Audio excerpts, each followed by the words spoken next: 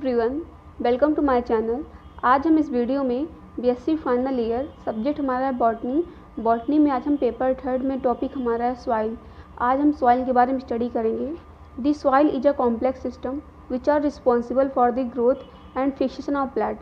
Soil एक complex system है, means soil कई सारे सब्सटेंस से मिलकर बना है, इसलिए उसको हम बोलेंगे कॉम्प्लेक्स सिस्टम, जो प्लांट की ग्रोथ के लिए रिस्पॉन्सिबल होता है, क्योंकि उसमें बहुत सारे मिनरल्स पाए जाते हैं सॉइल में, जो प्लांट की ग्रोथ के लिए रिस्पॉन्सिबल होता है। एंड फिक्सेशन ऑफ प्लांट, अगर प्लांट को फिक्स करना है तो हमें उसके लिए सॉइल की रिक्वायरमेंट होती है। इसका नेक्स्ट डिफिनीशन है, the upper fertile layer of earth crust is known as soil. Means earth crust की जो सबसे ऊपर की लेयर होती है, सबसे अपर लेयर होती है, जो फर्टाइल लेयर होती है, उनको हम सॉइल बोलते हैं। Next point is the study of soil is known as pedology और इडेफोलॉजी। अगर हम सॉइल की स्टडी करते हैं, मीन्स सॉइल की अगर हम स्टडी करेंगे तो उसको हम बोलेंगे पीडोलॉजी या फिर edaphology. And the study of soil formation, means soil किस तरीके से बनता है, सॉइल का अगर हम फॉर्मेशन के बारे में स्टडी करेंगे तो उसको हम बोलेंगे पीडोजेनेसिस या फिर इडेफोजेनेसिस।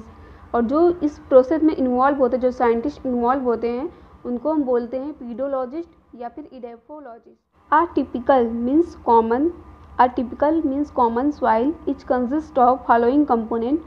First component is organic matter, second is inorganic matter, third is soil atmosphere, fourth is biological system and fifth is soil water.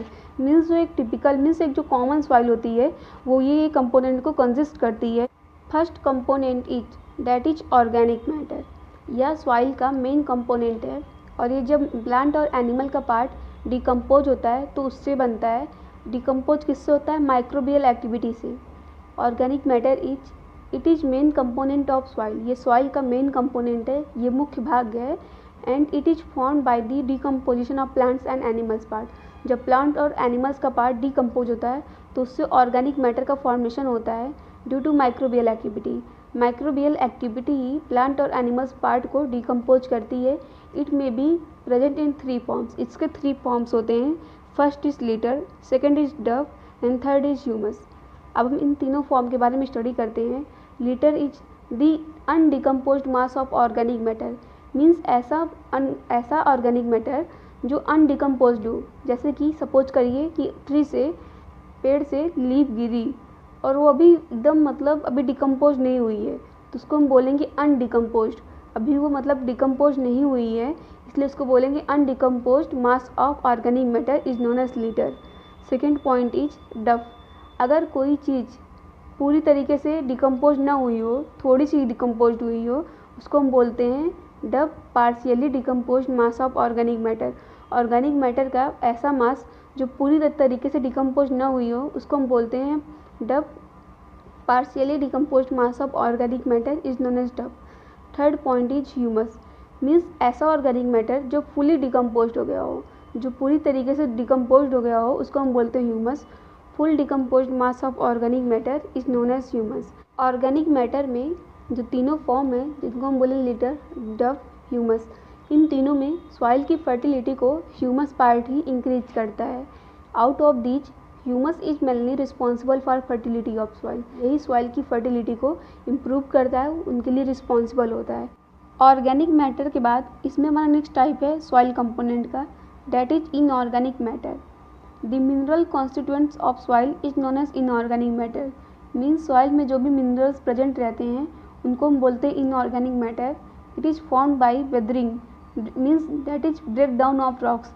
जब रॉक्स टूटती है, मीन्स जब रॉक्स का ब्रेक डाउन होता है तो उससे सॉइल का फॉर्मेशन होता है, और उसी सॉइल में से मिनरल्स का रिमूव होता है, मिनरल्स को अलग करते हैं, उस प्रोसेस को बोलते हैं leaching.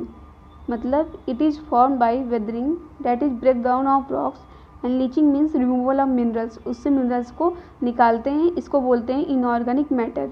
The minerals are responsible for growth, development and metabolic activity of plant. Minerals plant की ग्रोथ के लिए, डेवलपमेंट के लिए और मेटाबॉलिक एक्टिविटी के लिए रिक्वायरमेंट होती है। These may be present in the form of micro and macronutrients. Inorganic matter के बाद इसमें हमारा नेक्स्ट पॉइंट आता है, that is soil atmosphere. Soil में किस तरीके का एटमॉस्फियर है, अब हमें इसके बारे में स्टडी करनी है। The gaseous mixture present between pored space of soil particles. Soil particle के बीच में जो पोर है उनमें जो पोर स्पेस में जो गैसेस प्रेजेंट रहते हैं, गैसियस मिक्सचर प्रेजेंट रहते हैं, वो एक एटमॉस्फेयर क्रिएट करते हैं, इसलिए इसको हम बोलते हैं soil atmosphere. It include carbon dioxide, oxygen, nitrogen dioxide, nitrogen etcetera. इसमें हमारा नेक्स्ट टाइप है biological system. The bacteria, algae, fungi and nematodes form together the biological system of soil. Means soil में एक बायोलॉजिकल सिस्टम बनता है जिसमें bacteria, algae, fungi और नीमेटोड्स present रहते हैं। ये लोग मिलकर बायोलॉजिकल सिस्टम बनाते हैं सॉइल का। These responsible for fertility of soil, ये सॉइल की फर्टिलिटी में रिस्पॉन्सिबल होते हैं। Last type of soil component is that is soil water. The amount of water present in soil is known as soil water. Soil में जो water का amount present रहता है उनको हम बोलते हैं soil water. The main source of soil water is rain. Rain एक मुख्य स्रोत है सॉइल में वाटर का प्रेजेंट होना। द सॉइल वाटर में भी following type.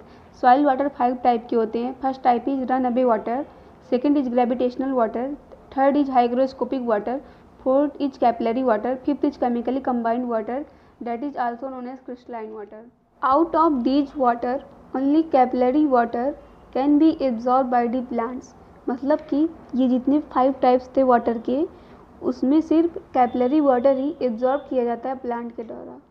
First type of soil water is that is run away water. The water which is flow down in ponds and river with current of water is known as run away water. Run away water means ऐसा water, ऐसा पानी जो current water के साथ सीधे जाकर Pond's या river में जाकर चला गया, मीन्स नदी या तालाब में जाकर चला गया, उसको हम बोलेंगे रन अवे वाटर। ऐसा वाटर प्लांट के यूज के लिए नहीं रहता।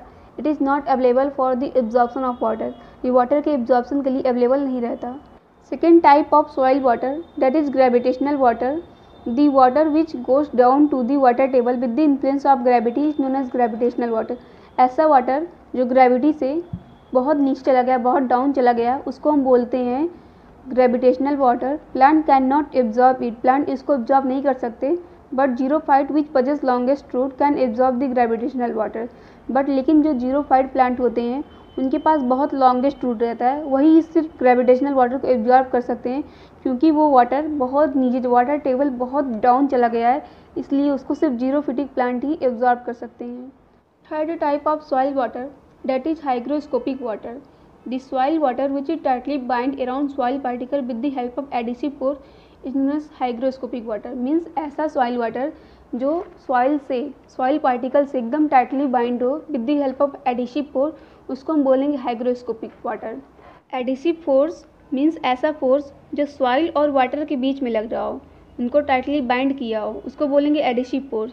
कोहेसिव फोर्स अगर सॉइल और सॉइल के बीच में फोर्स लगेगा टाइटनेस का, उसको बोलेंगे कोहेसिव फोर्स।